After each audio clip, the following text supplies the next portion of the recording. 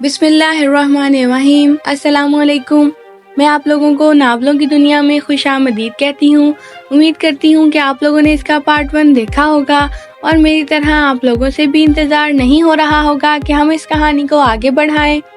تو آپ لوگوں کے انتظار کی گھڑیاں ختم ہوئی، آئیے اب ہم اس کہانی کو آگے بڑھاتے ہیں وہیں سے جہاں سے ہم نے اس کو پارٹ 1 میں چھوڑا تھا کہ مون اینجل کے پیچھے ٹرین سے اترا اور اینجل کو ہجوم میں ڈھونڈ رہا تھا۔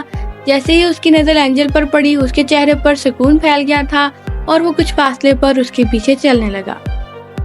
اب آگے سن رہا ہے نا تو رو رہا ہوں میں، سن رہا ہے نا تو۔ ماہم ٹی وی کی آواز کم کر لو، کب سے کہہ رہی ہوں۔ وہ اپنی کتابیں پھیلائے بیٹھی تھی۔ مسلسل آنے والی گانے کی آواز اس کی توجہ اپنے جانب کھینچ رہی تھی۔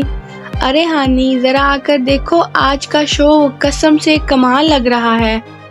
ماہم نے آواز کم کیا کرنی تھی بلکہ باقاعدہ چلا کر کہا، ہاں ہانی آپی، بہت اچھا لگتا ہے مجھے بھی۔ جواد نے بھی ماہم کی پیروی کی۔ عاشقی 2 والا RJ، اف توبہ، ذرا نہیں پسند مجھے، نہ یہ فلم، نہ اس کے گانے اور نہ ہیرو۔ اور اگر اب تم لوگوں نے آواز کم نہ کی تو میں امی سے کہہ دوں گی۔ وہ جانے کیوں غصہ کرنے لگی تھی، شاید حالات نے اسے چڑچڑا بنا دیا تھا۔ نہیں، یہ وہ RJ نہیں ہے، یہ تو پاکستان کا مشہور۔ بلاؤں امی کو؟ ہانی نے ماہم کی بات کاٹ کر دھمکی دی تو وہ منہ بنا کر آواز کم کرنے لگ گئی۔ ہائے، کتنا اچھا گاتا ہے نا یہ، کاش میں بڑا ہو کر ایسا بن جاؤں۔ جواد کے لہجے میں حسرت تھی۔ وہ چھوٹا سا بچہ جانے کب سکرین پر گٹار پکڑے گاتے ہوئے لڑکے کا فین بن چکا تھا، اسے خود بھی معلوم نہیں تھا۔ کل رات مولانا صاحب کی روح پرواز کر گئی۔ ہانی کی نظر سامنے رکھے اخبار پر پڑی تھی۔ اس کے دماغ نے لفظ روح کو بہت بری طرح کیپچر کیا تھا۔ روح، روح، وہ ہولے سے بڑبڑائی، روح کیا ہے؟ ایک سادہ سے سوال نے اس کے دماغ میں جنم لیا تھا۔ اس کا ذہن اٹکا، وہ سوچتی رہی لیکن کوئی سرا نہ پکڑ پائی۔ تھک ہار کر اس نے کتاب اٹھا کر ایک طرف رکھی اور لیٹ گئی۔ اس کا ذہن آج کل پڑھائی میں نہیں لگ رہا تھا۔ عجیب و غریب سوچیں نے اس کے دماغ کو گھیرا ہوا تھا۔ کبھی تم لوگ بھی پڑھ لیا کرو، ہر وقت ٹی وی میں گھسے رہتے ہو، ہانی نے اپنے دونوں بہن بھائیوں کی طرف دیکھتے ہوئے کہا، جو کہ اس سے کچھ فاصلے پر نظریں ٹی وی میں جمائے بیٹھے تھے۔ ہمیں کتابی کیڑا نہیں بننا، کیوں جواد؟ ماہم نے جواد کی طرف دیکھتے ہوئے پوچھا۔ وہ بھی مسکرا دیا تھا جبکہ ہانی نے افسوس سے سر ہلایا۔ یہ تھی خانم عرف ہانی، جو کہ BSc سال دوئم کی طالبہ تھی، جس کی کل کائنات اس کی ماں اور 2 بہن بھائی تھے۔ ماہم ہانی سے 2 سال چھوٹی تھی، جو کہ سیکنڈ ایئر میں تھی، اور جواد ماہم سے 4 سال چھوٹا تھا۔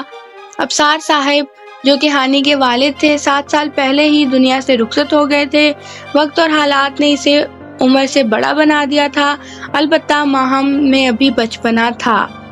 روح کیا ہے؟ ایک بار پھر اس کا ذہن الجھا۔ بالآخر وہ اٹھ کر کمرے سے باہر نکل گئی۔ تیرے سنگ گزر جائے یہ عمر جو باقی ہے، بس دو نظر آنکھوں کے کاہے کی اداسی ہے۔ دروازے سے باہر نکلتے وقت اس کی سماعت سے گانے کی آواز ٹکرائی۔ آواز اچھی تھی لیکن چاہنے کے باوجود وہ واپس پلٹ کر ٹی وی پر نظر آتے اس RJ کو نہیں دیکھ پائی تھی۔ خاموشی سے وہ صحن کی طرف بڑھ گئی جہاں ٹھنڈی ہوا نے اس کا استقبال کیا تھا۔ اسے روزانہ رات کو صحن میں ٹہلنے کی عادت تھی، آج تو پھر ٹھنڈی ہوائیں اسے سکون بخش رہی تھی۔ آنکھ میں آنسو نہیں پر رلاتا ہے بہت، آنکھ میں آنسو نہیں پر رلاتا ہے بہت، وہ دسمبر ہر دسمبر یاد آتا ہے بہت، ساتھ میرے بھیگتا ہے بارشوں میں بیٹھ کر، یاد کے سارے دریچے کھول جاتا ہے بہت، روندتا ہے یہ جہاں کی ساری دیوائیں کھڑی، 2 قدم پر لا کر اس کو آزماتا ہے بہت، مسکراہٹ گنگناہٹ کہہ کے باتیں تیری، ख्वाब बनकर रात भर मुझको जगाता है बहुत, मुझको दे जाता है छुप कर उसकी खुशबू का पता, एक दीवाने को ये पागल बनाता है बहुत। पिछले 1 घंटे से वो सोशल मीडिया पर मुख्तलिफ अकाउंट्स को चेक कर रही थी, लेकिन वो शख्स इससे कहीं भी नजर नहीं आया था। बैठे बैठे इसकी नाजुक कमर अकड़ गई थी, मगर इसके तजस्सुस में जरा बराबर भी कमी नहीं आई थी। बस करो माही, और कितना ढूंढोगी उसे? इलिया ने उकताकर माही से पूछा, जिसके खूबसूरत चेहरे पर अजीब सी चमक थी। जब तक वो मिल नहीं जाता माही इसे ढूंढती रहेगी। मुझे समझ नहीं आता कि 5 मिनट की मुलाकात में वो शख्स तुम पर क्या जादू कर गया कि जो तुम यूं ख्वार हो रही हो। यही बात तो मैं जानना चाहती हूँ। इससे मिलकर इससे पूछना चाहती हूँ कि माही पर ऐसा क्या जादू किया है इसने। माही पुरशौक निगाहों से मुस्कुराई थी। वो तुम्हें ना ही मिले तो बेहतर है, जब बिना मिले ये हाल है तो जाने मिलकर क्या होगा। इलिया ने लैपटॉप इसके सामने से उठाते हुए कहा, तुम्हारे मुंह में खाक, मेरा लैपटॉप वापस करो। माही सख्त बदमजा हुई। पहले डिनर, तुम्हें याद है हमने प्लान किया था आज डिनर बाहर करेंगे, मुझे भूख लगी है, जल्दी उठो, बाद में ढूंढती रहना अपने इश्क गुमशुदा को। इलिया ने इसे हाथ से पकड़कर खड़ा किया। ढूंढने दो ना इलिया, शायद मिल ही जाए। माही के लहजे में हसरत थी। हर चीज का एक वक्त मुकर्रर होता है माही, और वो चीज अपने वक्त पर मिलती है। अगर उसे मिलना हुआ तो खुद ही मिल जाएगा। अरे वाह इलिया, बड़ी समझदार हो गई हो। माही ने इलिया का गाल खींचा।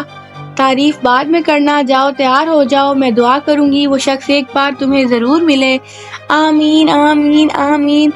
माही की खुशी देखने लायक थी। मैं बस अभी तैयार होकर 5 मिनट में आई मेरी दोस्त। माही इसके गाल को प्यार से थपथपाती कमरे की सिमत भागी थी, जबकि इलिया इसके पागलपन पर धीरे से मुस्कुरा दी थी। हशाम, वो बहुत महवियत से किताब पढ़ने में मशगूल था जब आवाज पर चौंका। जी छोटे बाबा साईं एकदम पलटा। अरे आप यहाँ, मुझे बुला लिया होता, मैं आ जाता। हशाम ने सैयद जबील को स्टडी रूम के दरवाजे में खड़ा देखा तो कहा, कोई बात नहीं, ये बताओ तुम्हारा लाडला आ रहा है या नहीं। बाबा साईं आप अंदर तो आए, मैं फिर बताता हूँ। हशाम ने किताब खाना बदोश को एक तरफ रखते हुए कहा और अपनी जगह से खड़ा हो गया। नहीं बेटा, मुझे जरूरी काम है, ये बताओ वो आ रहा है या नहीं। जी बाबा साईं, मेरी बात हुई थी इससे, वो आ रहा है। हशाम ने मुस्कुरा कर जवाब दिया, एक शफीक सी मुस्कुराहट जो इसकी शख्सियत का हिस्सा थी। चलो शुक्र है, इस पर भी कुछ पढ़कर फूंक दो जिससे वो सुधर जाए। नाक में दम कर दिया है इस लड़के ने। सैयद जबील शायद बहुत ही तंग थे उस इंसान से जिसका वो जिक्र कर रहे थे। आप फिक्र ना करें बाबा साईं, मैं इसे समझाऊंगा, अब वो कुछ उल्टा सीधा नहीं करेगा। हशाम ने एतमाद से कहा था, लेकिन ये बात वो अच्छे तरीके से जानता था कि सारी दुनिया बदल सकती है, कयामत आ सकती है, लेकिन वो कभी सुधर नहीं सकता। ठीक है, तुम आराम करो, सैयद जबील कहते चले गए, जबकि हशाम मुस्कुरा कर रह गया था और मोबाइल उठाकर उसका नंबर मिलाना शुरू किया जिसकी अभी अभी तारीफ हुई थी।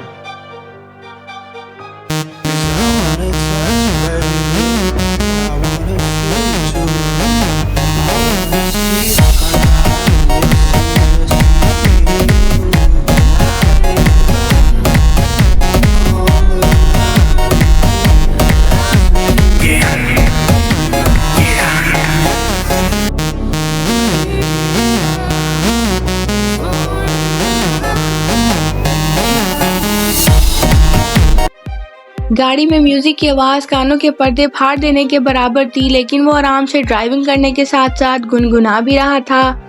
हे मिकी, इसने आवाज कम करते हुए पिछली सीट पर दराज मिकी को पुकारा। यस बडी, मिकी ने जवाब दिया। घर जा रहा हूँ मैं कल, तुमने जाना है? दुबला पतला सा वो लड़का अपने दोस्त से पूछ रहा था। मेरा घर जाकर बोर होने का कोई इरादा नहीं है, सुनो तुम भी जल्दी आ जाना।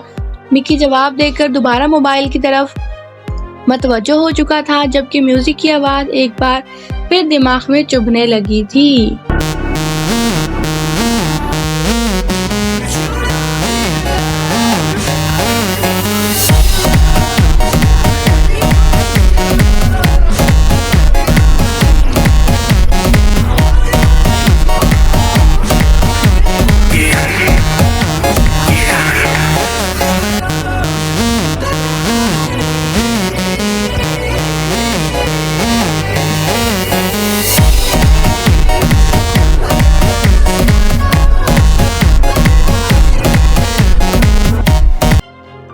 اس نے گاڑی سڑک کے کنارے کھڑی کی تھی اور سیٹ سے ٹیک لگا کر آنکھیں بند کر لی۔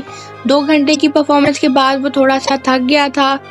جانے اس کا دماغ کہاں پہنچا ہوا تھا جب اچانک گاڑی کے شیشے پر کسی نے دستک دی۔ اس نے جھٹ سے آنکھیں کھولی۔ اس کی سماعت دوسروں کی نسبت کافی تیز تھی۔ اس نے اکتا کر گاڑی کا شیشہ نیچے کیا تو سامنے کھڑے وجود کو دیکھ کر جہاں اس کی آنکھوں کی چمک بڑھی، اسی پل چہرے پر ناگواری ابھری۔ سامنے ایک سجی سبری لڑکی کھڑی تھی۔ وہ اچھی طرح جانتا تھا کہ اس علاقے میں اس وقت کون سی عورت مل سکتی ہے۔ کیا میں اندر بیٹھ سکتی ہوں؟ لڑکی نے ایک ادا سے پوچھا۔ جی بالکل، آئیے۔ اس سے پہلے کہ وہ کچھ کہتا، مکی اس لڑکی کی دعوت قبول کر چکا تھا اور وہ لڑکی بھی گاڑی کی پچھلی سیٹ کی طرف بڑھ گئی تھی۔ یار گاڑی چلاؤ، مکی نے لڑکی کو اندر بٹھانے کے بعد خباثت سے مسکرا کر کہا۔ وہ بنا کچھ کہے گاڑی آگے بڑھا چکا تھا۔ اس نے ایک بار بھی پیچھے نہیں دیکھا تھا۔ وہ جانتا تھا کہ مکی کیا کر رہا ہے۔ کب سے کر رہی ہو یہ کام؟ جانے کیوں اس نے پہلی بار کسی سے سوال کیا تھا۔ پچھلے 5 سال سے، لڑکی نے سنبھل کر جواب دیا۔ وجہ؟ شوہر نے طلاق دے دی تھی، چھوٹے چھوٹے بچے ہیں، ان پڑھ ہوں، کام کوئی ملا نہیں، خاندان میں دوبارہ کسی نے شادی نہیں کی مجھ سے، آخر مجھے اس طرف آنا پڑا۔ لڑکی حیران تھی کہ کوئی پہلی بار اس سے کچھ پوچھ رہا تھا۔ کیا یار ایسے سوال کر کے کیوں دل خراب کر رہے ہو؟ مکی کو اس کی مداخلت پسند نہیں آئی تھی۔ اس نے ساتھ والی سیٹ پر رکھے بیگ سے ہاتھ بڑھا کر پیسے نکالے اور پیچھے لڑکی کی طرف پھینکے۔ جاؤ اب یہاں سے۔ ایک جھٹکے سے گاڑی روکنے کے بعد حکم دیا گیا۔ وہ لڑکی اور مکی دونوں حیران تھے۔ کیا سچ میں صاحب؟ لڑکی کو یقین نہ ہوا۔ دفع ہو جاؤ اب۔ وہ دھاڑا تھا اور لڑکی ایک پل بھی ضائع کیے بنا گاڑی سے باہر نکل گئی تھی اور اس نے دوبارہ گاڑی جھٹکے سے آگے بڑھا دی۔ پیچھے بیٹھے مکی کی سمجھ میں کچھ نہیں آیا۔ وہ تو اپنے حساب برابر رکھنے والا شخص تھا، پھر آج کیسے؟ مکی سوچ رہا تھا لیکن کچھ پوچھا نہیں۔ وہ جانتا تھا کہ آگے بیٹھے شخص کا دماغ کسی بھی وقت الٹ سکتا ہے۔ البتہ اس کا موڈ بری طرح خراب ہو گیا تھا۔ ہمارے ہندو دھرم میں طلاق نہیں ہے، تو مسلم لوگ طلاق کیوں دیتے ہو؟ اگر طلاق کے بعد اس عورت سے کوئی شادی نہ کرے اور وہ مجبوراً جسم فروشی پر آ جائے تو اس کا ذمہ دار کون ہوگا؟ تم لوگوں سے اچھا تو ہمارا دھرم ہے جس میں طلاق ہے ہی نہیں اور عورت ہمیشہ اپنے پتی کے ساتھ رہتی ہے۔ اس کے ذہن میں آج صبح اس کی پوسٹ پر ایک انڈین لڑکی نے جو کمنٹ کیا تھا وہ گونج گیا تھا۔ وہ لڑکی وقتاً فوقتاً اس سے عجیب و غریب سوال پوچھتی رہتی تھی۔ خود کو وہ اس کی مداح بتاتی تھی لیکن اس کے سوال اچھے ہوتے تھے۔ لیکن آج شالنی نے جو سوال کیا تھا اس سے اس کا دماغ بری طرح گھوم گیا تھا۔ I am not Muslim، اس نے بس یہ جواب دیا تھا۔ اوہ ریلی؟ شالنی کو زبردست جھٹکا لگا تھا۔ اس کے بعد وہ 1000 کمنٹ کر چکی تھی، میسج کر چکی تھی، لیکن اس نے جواب دینا ضروری نہیں سمجھا تھا اور اب اس وقت اس لڑکی کو دیکھ کر اس سے وہ سوال یاد آ گیا تھا، اسی لیے اس کا دماغ بری طرح سے گھوم گیا تھا۔ میوزک کی آواز وہ اور زیادہ بلند کر چکا تھا جبکہ مکی نے چپ رہنے میں ہی آف پھر جانی تھی۔ کیا ہوا ہے ہانی؟ آج کل تمہارا دھیان پڑھائی میں بالکل بھی نہیں ہے، کوئی پریشانی ہے کیا؟ وہ دونوں کلاس لے کر باہر نکلی تھی جب مہرو نے اپنی بہترین دوست ہانی سے پوچھا۔ وہ واقعی کافی دنوں سے الجھی نظر آتی تھی۔ نہیں تو ایسی کوئی بات نہیں ہے، ہانم نے ٹالنا چاہا۔ مس ہانم عرف ہانی، تم نے مجھے اتنا بے وقوف سمجھا ہے کیا جو میں تمہاری خاموشی محسوس نہیں کر پاؤں گی؟ میں سوچ رہی ہوں کہ کوئی جاب کر لوں لیکن سمجھ نہیں آتا کہ جاب مجھے دے گا کون؟ ہانم پریشان تھی۔ اوہو، پیسوں کا مسئلہ ہے؟ مہرو نے اکیڈمی کے اس چھوٹے سے لان میں بیٹھتے ہوئے پوچھا جہاں شام کی مدھم دھوپ چمک رہی تھی۔ ہاں، مسئلے ہی مسئلے ہیں، داخلہ فیس جمع کرانی ہے، دکانوں سے جو پیسے آتے ہیں وہ میری اور ماہم اور جواد کی فیس میں چلے جاتے ہیں، جبکہ باقی گھر کے خرچے میں۔ اب داخلہ فیس کہاں سے لاؤں؟ اماں سے مانگتے ہوئے شرم آتی ہے، وہ پریشان ہو جائیں گی۔ دھوپ نے اس کے معصوم چہرے کی چمک کو مزید بڑھا دیا، البتہ آنکھیں اداس تھی۔ بس اتنی سی بات بتاؤ، مجھے کتنے پیسے چاہیے؟ میں لا دوں گی صبح، مہرو نے دوستی کا حق ادا کرتے ہوئے کہا۔ نہیں مہرو، میں خود کچھ کرنا چاہتی ہوں۔ اچھا چلو، تم پریشان مت ہو، اللہ بہتر کرے گا۔ مہرو نے اس کا ہاتھ ہلکا سا دبایا۔ اس سے پہلے کہ وہ کچھ کہتی، خانم کے بیگ سے وائبریشن کی آواز ابھری۔ اس نے ہاتھ بڑھا کر موبائل بیگ سے نکالا۔ ایک چھوٹا سا کی پیڈ موبائل تھا، شاید کسی کا میسج آیا تھا۔ تم سے بہت کچھ کہنا ہے مگر، تم سے بہت کچھ کہنا ہے مگر، کبھی تم نہیں ملتے، کبھی الفاظ نہیں ملتے۔ نمبر دیکھ کر اس کی رگ و جاں میں ایک زہر سا پھیل گیا تھا۔ اس نے میسج فوراً ڈیلیٹ کیا اور موبائل غصے میں سے بیگ میں پٹکا۔ آرام سے ہانی، کیا ہوا؟ کس کا میسج تھا؟ مہرو نے پوچھا۔ وہ اس کی حرکت دیکھ چکی تھی۔ پتہ نہیں، کوئی رانگ نمبر تھا۔ اور فکر مت کرو، یہ اسمارٹ فون نہیں ہے جو ٹوٹے گا یا خراب ہوگا۔ پچھلے 1 سال سے استعمال کر رہی ہوں، ابھی تک کچھ نہیں بگڑا اس کا۔ جانے کیوں وہ اتنی تلخ ہو گئی تھی، یا پھر حالات نے اسے تلخ بنا دیا تھا۔ اچھا یہ سب چھوڑو، بتاؤ چائے پیو گی؟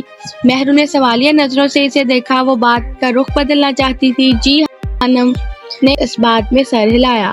اچھا تم بیٹھو، میں لے کر آتی ہوں۔ مہرو یہ کہہ کر کینٹین کی طرف بڑھ گئی تھی، جبکہ اس نے ایک گہری سانس لی تھی۔ جانے تقدیر اس کے ساتھ کیا کرنا چاہتی تھی۔ ان کی آمد سے ملتا ہے بہاروں کا پتہ، ان کی آمد سے ملتا ہے بہاروں کا پتہ، وہ تو موسم کو بدلنے کا ہنر رکھتے ہیں۔ وہ آج شام ہی ملتان پہنچا تھا۔ سیدوں کی حویلی میں جیسے خوشی کی لہر دوڑی تھی۔ البتہ حویلی کے سارے ملازمین دعائیں مانگ رہے تھے کہ ان کا سامنا سید حویلی کے عجیب و غریب سپوت سے نہ ہو۔ بی جان نے آتے ہی اس کا صدقہ دیا تھا اور وہ بیزار سا سب برداشت کر رہا تھا۔ اسے سید حویلی میں بس ایک ہی شخص تھوڑا پسند تھا اور وہ تھا حشام بن جبیر، جس کی محبت اس بیزار شخص کے لیے ہمیشہ سے خالص تھی۔ اس وقت بھی وہ حشام کے سامنے بیٹھا سگریٹ پی رہا تھا۔ تم نے اسموکنگ کب شروع کی؟ حشام نے گہری نظروں سے دیکھتے ہوئے پوچھا۔ 5 سال پہلے ہی کر دی تھی، نپے تلے انداز میں جواب دیا گیا۔ تم جانتے ہو نا، بی جان کو پتہ چلا تو وہ ناراض ہوں گی، ہمیشہ ہی ناراض ہوتی ہیں وہ۔ لیکن تمہیں پتہ ہے شامو کاکا، مجھے فرق نہیں پڑتا۔ حشام کا نام بگاڑ کر وہ ڈٹائی سے ہنسا تھا۔ تھوڑی سی تو شرم کرو، تم سے 6 سال بڑا ہوں۔ حشام کی بات پر اس کا چھت پھاڑ کہکا گونجا تھا۔ سن کر اچھا لگا شامو کاکا، وہ بلا کا ڈھیٹ تھا۔ واپس کب جانا ہے؟ حشام نے دوبارہ پوچھا۔ 1-2 دن میں چلا جاؤں گا، ویسے بھی جب سے آیا ہوں بور ہی ہو رہا ہوں۔